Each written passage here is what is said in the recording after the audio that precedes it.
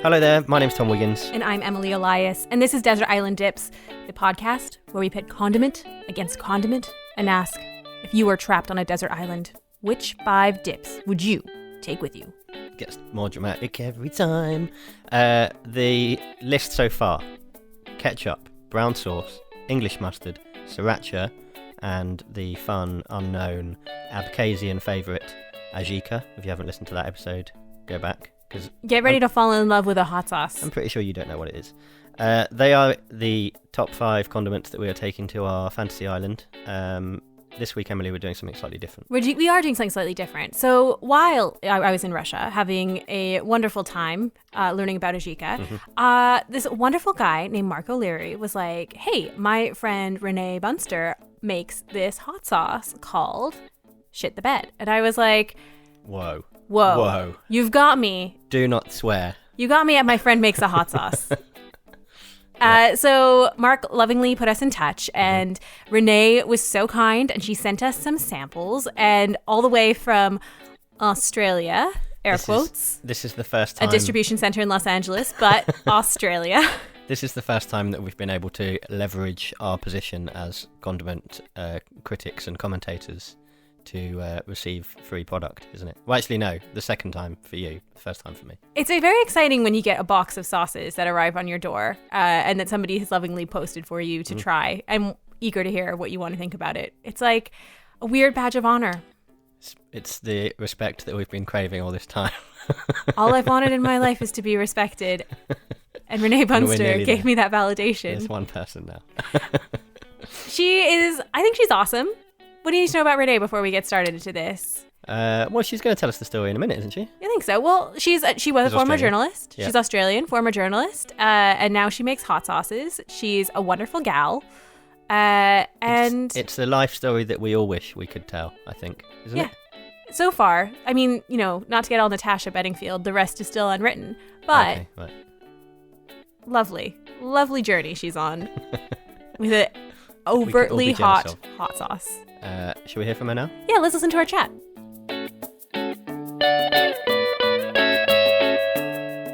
All right, okay, I call to order this meeting of the Commonwealth. Renae Bunster, tell us what made you blow up your life and get out of journalism and get into the hot sauce business. It was a total accident. I went on a holiday to Mexico and got obsessed with hot sauce. And when I came home, I couldn't stop thinking about hot sauce, and I wasn't happy until I made my first batch of hot sauce. And then I just let everyone taste it, and everyone said, this is amazing. I'll pay you money for this. And so a business just kind of happened by accident like that. I want to know what was the first one you made? What did you put into it? Like how long did it take you to kind of settle on the recipe that you use now? Like, tell us a bit about that process. It was, I actually spent 3 months traveling after I went to Mexico, and so I thought about this recipe for 3 months. I just spent 3 months lying on a beach thinking, I'm definitely going to put tomatoes in it, tomatoes and garlic. And then when I got to Belize, their national hot sauce has carrots in it. So then I thought, I'm going to stick carrots in it. And every country that I traveled to, I got more inspiration. So I thought about it for 3 months. When I came home, I pretty much nailed it the first time. I just tinkered with a few things after that, and I made a base of orange juice and carrots and tomatoes and garlic and coriander and and then I decided to put goji berries in it, and I used the Australian chilies that are really common here, the red bird's eyes, rather than using habaneros. And I don't know, it just happened. If somebody hasn't tasted your sauce, and I don't necessarily want to say the full name because it's going to require me to have, I'll say it, Shit the Bed. Shit the Bed. What would it taste like? It tastes. Well, there's a few, isn't there? Some people think it tastes like fire. It's 35,000 on the Scoville scale, but the main ingredient is orange juice. So the first thing you notice is just this zesty tang of orange juice. And then there's capsicums, onions, garlic, coriander. It's like no other hot sauce you've ever tasted. I know that sounds like a cliche, but there's a reason why it just blew up and people got addicted to it. And it's just the amazing amalgamation of flavors in their lime juice, apple cider vinegar, stuff like that. But it's like crazy hot. Like I tried some probably like I just like had a retaste like an hour ago just to, like refamiliarize myself with it. And it is still on my tongue. Like you still feel that zing on your tongue. Yeah. So that tells me that you don't eat heaps of chili sauce. There are some people who can just power through shit the bed. Like I am amazed at how much people can actually eat this sauce. So you'd probably be better off with the basic sauce. Did you try the purple one? I did try the purple one. That's the one I've been eating so far. What you said about having all those different ingredients, and lots of vegetables and different vegetables and stuff. That's the thing I really noticed about it when I tried it. That there was so much going on with it, and it really did taste of. I don't really know what the word is for it, but yeah, now you've said that about all the veg that's gone into it, it really, really makes sense. Complex, yeah. I suppose. Complex, not in a bad way, not in a sort of like. This is very complex, but as in, you could taste that there was a lot in there, like you're some sort of like school professor, yeah, or like a wine taster or something, yeah. But that's what I mean. Like you could tell there was a lot in it. It wasn't just peppers. There were lots of notes, lots of flavors, different flavors. Yeah. It's like a fine wine. I do like a good wine that's got lots of different layers, and that's what I've tried to do with the hot sauce, rather than copying what people do with Tabasco. Those Louisiana-based sauces, just vinegar, heat, and salt. I chucked everything in there. When you're testing it, when you were making it, did you do it as if you were tasting wine? Did you put it in a wine glass and like spin it around and stick your nose in it and all that stuff? No, I didn't bother doing that. But anybody who walked through my house, I would just grab by the collar and say, "Oi, you, come over here, taste this," and like nearly killed some unsuspecting people a few times. That's how any great product is made. You you have to lose a few lives in the process. So how popular is your sauce? Like, I mean, how often are people reordering Shit the Bed? Well, there's one that's people wanted it hotter than Shit the Bed, so we made one that was twice the heat, which is called Black Label Shit the Bed, and that went ballistic in America. To the point where they've put it on the latest season of Hot Ones. I don't know if you've seen this show where celebrities eat chicken wings. I feel like I've seen clips of it on the internet, like on the YouTubes. Was it Natalie Portman? Yes. That I saw a clip of? Yeah. Portman ate my sauce and said, "Bunsters, I like how it's 16 out of 10. Someone from Star Wars has eaten your hot sauce. That's pretty amazing, isn't it? Queen Amidala ate your herself. Sauce. I don't really count that Star Wars, though. No, you shouldn't. Nobody does. You shouldn't. No. That's true. No. I'm interested at 16 out of 10. How do you come up with your heating scale, your hotness scale? Is it actually based on Scoville that you use? Nah, I just made it up. Just make it up for fun. Yeah. The hot sauce industry is just full of cowboys. Just making it up.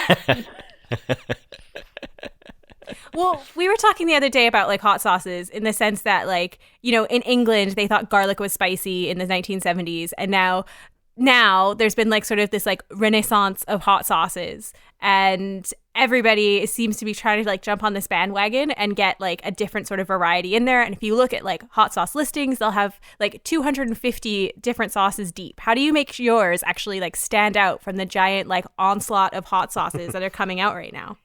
Generally, in a word, ingredients.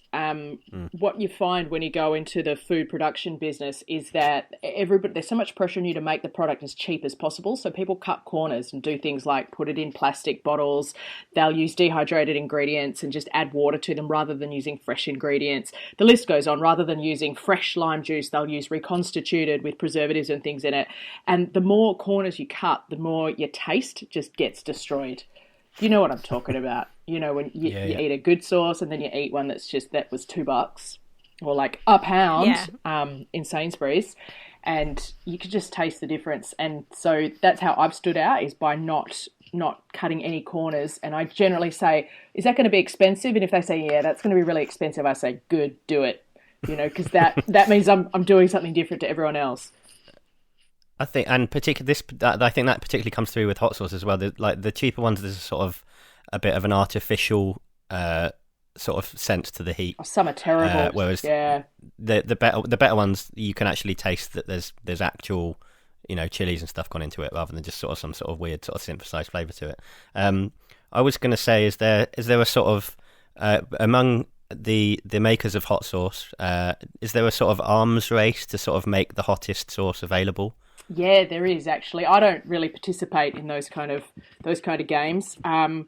They're always trying to make the hottest. And you'll find on that chicken wing show, this guy thinks he's invented the hottest chili in the world, but it hasn't been tested yet. You know, it hasn't been put in the Guinness Book of Record, and he's made a sauce.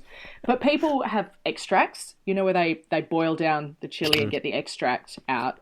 They make sauces with that, and they're so hot you can't eat them. So they're the hottest ones in the world, but they're disgusting. Nobody can actually eat them. And are you making all of it in your kitchen in Perth? Still? No. See, that's how it started. But after we went viral because of this hilarious name, Shit the Bed, I ran a crowdfunding campaign in 2015 and raised 250,000 Australian dollars because it went viral again. And that was to get the money together to be able to go to a factory and produce. And so now I'm on Easy Street, baby. It gets cooked in a factory. I'm actually flying to Melbourne tomorrow to go cook some more sauce. It's a nicer life than having to slave over a stove all the time. And do you have Natalie Portman's home address? Do you keep sending her sauces? I don't. She lives in LA now. I don't think she really wants it. She was just such a professional. She acted her way through that whole chicken wing eating thing. But I know I've sent sauce to Dax Shepherd and Kristen Bell? Yeah. Yeah, I know their address. I know where they live. I always send them stuff, but they've never put it on their story. What? I'm dying on the inside. Really? You sent sauce to Veronica Mars. Is she Veronica Mars? Are you kidding me? Yeah. She's Veronica Mars. She's the voice of Gossip Girl. She is Anna in Frozen. Girl? Wow. Yes. She's in everything. She's in The Good Place. Yeah. She's and she must earn bucket loads of money, but they live a fairly not ostentatious life in LA. They've got a modest home. You know, you Google mapped it. Google mapped it so much. I'm a stalker. I've sent what's that guy, Gordon Ramsay? I know where he lives. I've sent him stuff. I'm less excited about Gordon Ramsay. Yeah. Obviously, if you had to pick your top 5 condiments of all time, you'd probably ram it through with Bunster's 1, 2, 3, 4, 5. But for the sake of desert island dips, we're gonna let you pick your top 5 condiments of all time, with only one of them being a Bunster sauce. So I'm interested to know which one it would be, though. Yeah, which one would make it onto your island? Yeah, well, Can you pick a favourite? Is it like having children? I've been thinking about this for months, ever since I heard about your show and listened to a few episodes. I would take, and I'm also thinking that if I was going to get dumped on this desert island, I'm only allowed to take 5 bottles. It's not like I get a lifetime supply of the one I've chosen. Well, it's debatable. This might be we had a conversation about a magic cupboard in which as soon as one runs out, it is replaced in the magic cupboard. Yeah, I think it's a bottle that never runs out. But yeah, maybe it puts a bit more pressure on you if you think you're only going to get 5 bottles, and then when you're done, you're done. So yeah, assume it's that then. Yeah, but I still okay. Number 1, I would take Bunster's Black Label, the really hot one. The top one, okay. Really? Yeah, and because number 2, I would take white vinegar, and number 3, I would take balsamic vinegar, and using the salt available on the island, I would mix my own hot sauces with that. And number 4, I would take soy sauce because I can add that in and make some. And I reckon you'd be having a few stir fries on the island. Sure, yeah. So with these 4 items of Black Label, white vinegar, balsamic, and soy sauce, I could make heaps of different kinds of hot sauces, and I can make different things rather than living with just the 5 sauces. So and because mayo, this is what happens. 5. Interesting. I want to mix them up. I want to be able to make. We should have guessed that was probably what were you going to say. You know, when you invite someone that makes their own hot sauce onto the podcast, the chances are they are going to think about this in a different way to the person that just goes and buys all their sauces in the supermarket, aren't they? I would like to give points to condiment alchemy here, because both Tom and I are huge on what can we do with the different condiments to make a separate condiment. That always comes into my consideration when I'm deciding whether something should go onto the island or not, is how useful is it with the others to make other things. Yeah. But I'm surprised that you're going to go for a 2 vinegar option out of your 5. I appreciate the flavor profile of a balsamic and a white vinegar are very different, but that's still you're going hard on the vinegar. Yeah, I probably could have. I think I'd take truffle oil instead of balsamic vinegar. Truffle Truffle oil. oil. Fancy. Does truffle oil and Bunsters mix together well? Well, funny you should ask me that. We are working on a barbecue sauce at the moment, and it has truffle oil in it. So we're Is that a scoop? we're working on something new. Is that news? Yes, Is that that's news new. that we can put out? Is that exclusive to Desert Island Dips news that Bunsters is working on a barbecue sauce? You heard it here first. Blimey. We've never done that before. Breaking news. Smashing it. That's what you want from a condiments podcast. The occasional breaking news on the industry, and real yeah. talk about truffle oil. We'll have to get in contact with the grocer, the magazine, and tell them we've got a story for them. Now, can we talk about your love for mayonnaise for a second? How deep does that love for mayo go? Like, will you put it on everything, or is it only certain like food items that you feel mayonnaise is appropriate for? I don't eat that much mayo on its own, but I think I can make creamy salad dressings because I keep thinking about what I'd be eating on an island. And there's going to be salads, there's going to be fish, there's going to be stir fries. So I can make a creamy sauce with a mayo. There's a lot of thought gone into this, as you said. See, because both Tom and I are mayo haters, and I don't hate it. well, okay, I don't hate it. I just think it's, as I've said on the episode, it's more of a lubricant Yes, than an actual sauce. I don't. It's so good. It's not. I don't have it for the flavour necessarily. It's just there to. it's a functional aid. lubricant on a sandwich. Yeah. But if you were offered anything Absolutely. else, you would take it because you want a bit of flavor. So But in that sense, it kind of makes sense to have it because as Renee's saying, it's going to be. It's not enough. It's a lubricant. I'm going to refer to it as a lubricant for the rest of my life now. I think it should be renamed, to be honest. Not just Lubricant. just rename it. Yeah, white mouth lubricants.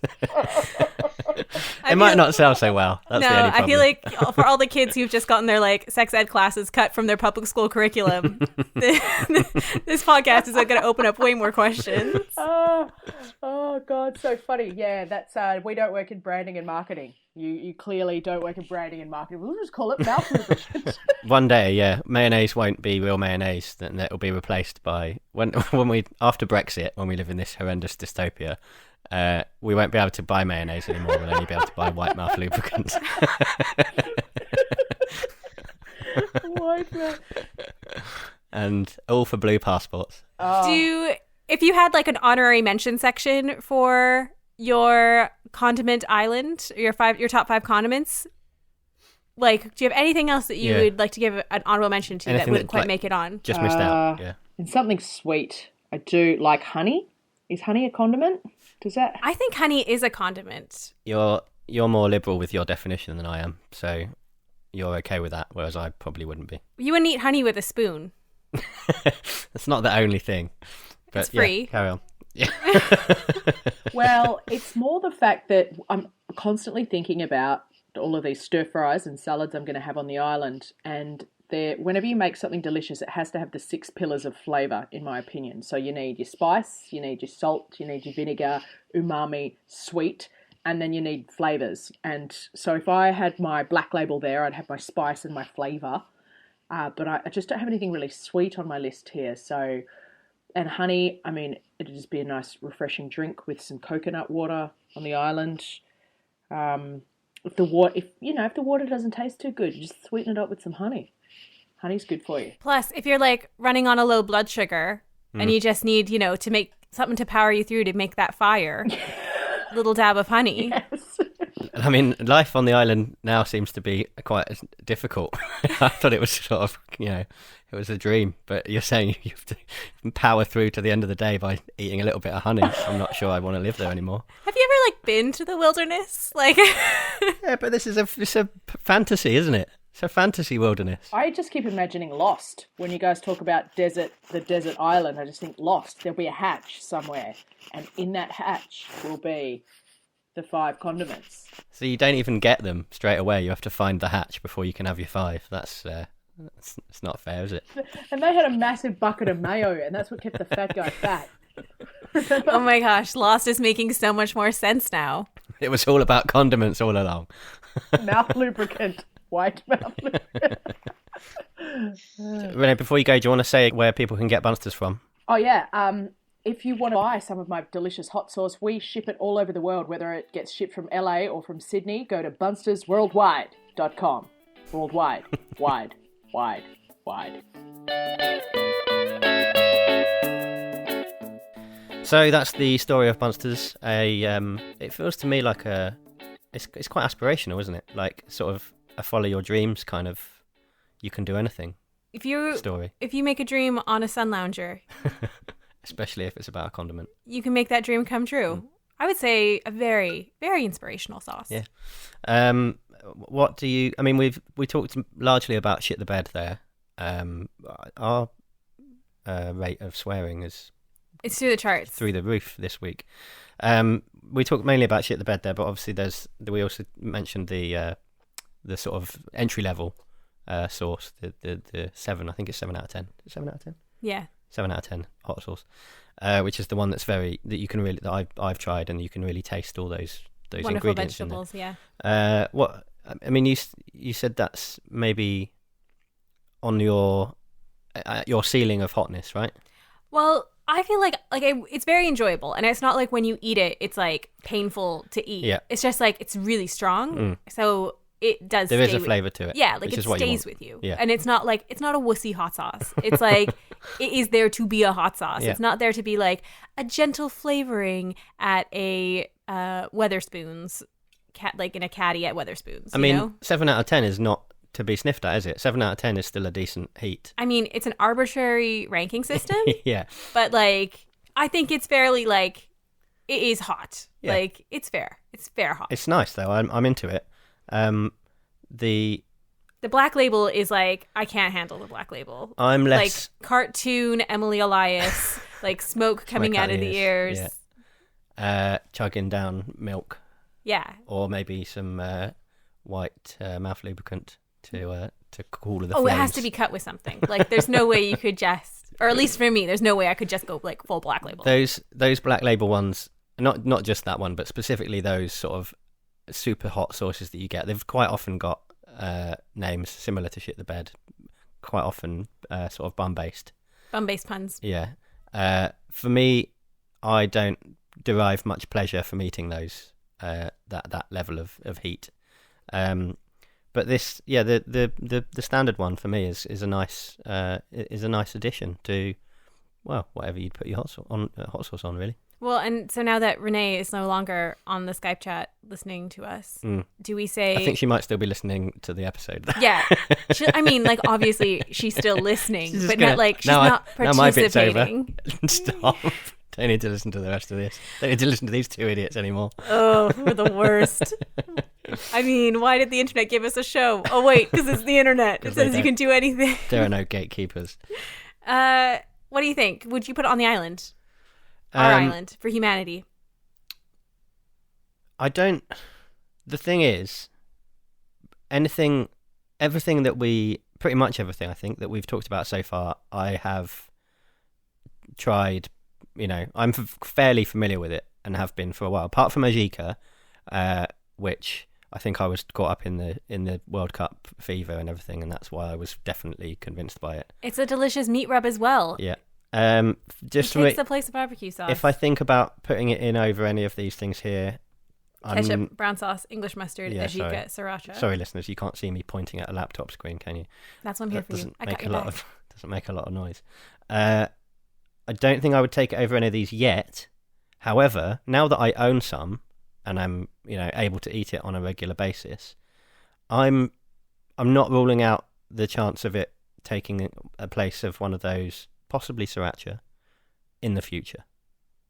The problem is we are not going to redo this podcast for that to take place. So while I am keen on it and I would recommend people trying it, for me it's not going to make it, I'm afraid. Wow. I feel like I'm going to agree with you. It's just and it's a great sauce. I don't want to give the misconception that you should not buy this sauce because you should absolutely buy and try this sauce. It's amazing. About those flavors, you can really taste them. It has a depth of flavor to it, which is amazing. But this is for humanity. And exactly. I feel like we got 2 hot sauces on there already, and it's just like we can't jump to snap decisions like this. We have to take our responsibility seriously. I was going to say, I think we should have an honorable mention category. No, I'm not having that. I'd like to give it an honorable mention. No. If you're going to come up with a concept, you've got to stick to it. You can't go like watering it down halfway through. You can do whatever you want. Yeah, I know you can, but I'm saying It's we the can't. internet. This is the 5, and that's what we stick to. Fine. We stick with this 5, but I would like to give Renae Bunster a cuddle.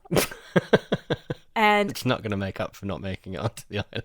And I would like to give her hot sauces a 5-star review on good. the appropriate Amazon and other listicle thing where you can review hot sauces. Go for it. I'm giving a solid review. I don't dispute that at all. And to be fair, it's probably more valuable to get a 5-star review than Than to be on a made-up island. Yes. That is unbelievable that you'd say that. Are we breaking up? I think this might be the end. This can't be the end. We've got so much more planned. It's the end of this episode, and you'll have to just stay tuned to find out if we ever come back or if this is the end of Desert Island Dips. We're coming back. We're coming back. Yeah. Get us on the Twitter machine at Don't Desert. forget. Yeah. Twitter machine, Desert Island Dip, single dip. Facebook, plural, Desert Island Dips, all the dips. Email, desertislanddips@gmail.com. Maybe next week you could try and say that even faster. It's like they're children of the internet. People are going to have to slow that down. They understand. Thanks very much for listening, everyone. We will be back next time. More standard episode. Yeah. I don't think we've got any guests this time. No. Unless I put on a voice. I don't know. I might do a voice. You always do a voice. Tune in again. Have a lovely time. Eat some sauce. Bye. Bye.